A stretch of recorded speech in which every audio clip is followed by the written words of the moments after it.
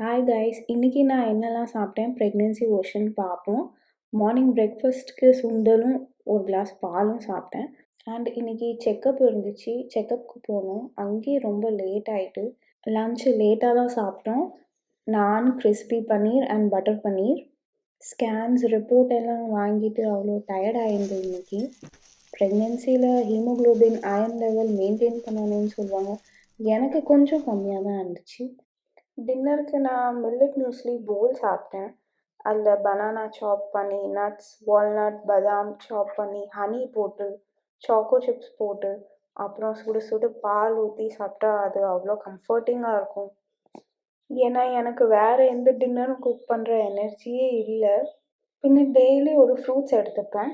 இன்னைக்கு பேரும் கட் பண்ணி சாப்பிட்டு அப்படியே குக் வித் கோமாளி பார்த்து எனக்கும் என் பேபிக்கும் ரொம்ப ஃபன்னியாக ஸ்ட்ரெஸ் ஃப்ரீயாக இருந்துச்சு.